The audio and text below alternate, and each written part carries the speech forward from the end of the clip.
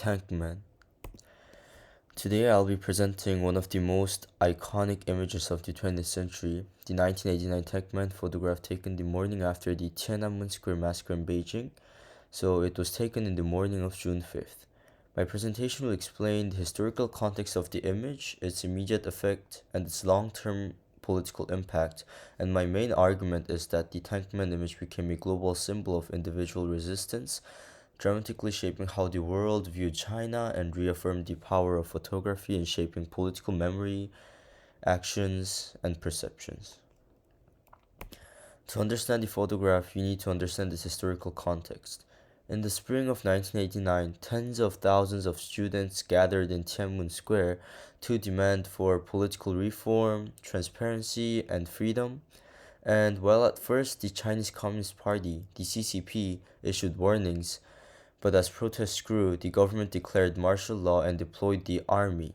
So on June 3rd and 4th, the People's Liberal Army, PLA, brutally cleared the square, resulting in hundreds and possibly thousands of deaths, though the exact number is still unknown. The next morning, June 5th, as tanks moved down Chang'an Avenue, a lone man carrying shopping bags stepped into the road and blocked the column. And multiple photographers captured this moment, and this is the image we call the Tankman. And this single act of resistance became one of the most recognizable symbols of individual resistance in the modern world. So the immediate impact of this image was enormous. Within 24 hours, the image was spread across the world through newspapers, and instead of words describing the violence, it showed a visual symbol of what's actually happening in China and how one person was standing against military. And as a result, human rights organizations and foreign governments condemned Chinese actions, and the image became central in criticizing the CCP. Inside China, however, the state immediately censored the image, erasing it from textbooks, media, and public discussions. This contrast shows how the power of visual media differs domestically and internationally. Internationally, it reshaped China's reputation from a rising economic power to an authoritarian regime, right? But domestically, its erasure showed how threatening one image can be to it, and it censored it so that the citizens were not informed about this issue. The long-term impact of the Tankman image extends far beyond the events.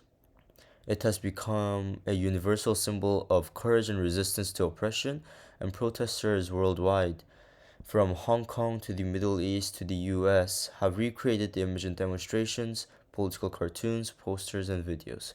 The photograph also reinforced the critical role of visual media in political activism.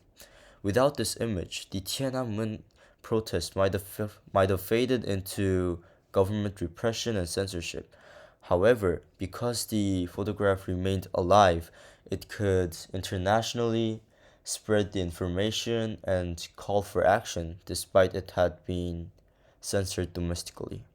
Even today, China increases security and censorship every June 4th, demonstrating how this image is still threatening to state control and continues to inspire protesters and activists and movements around the world.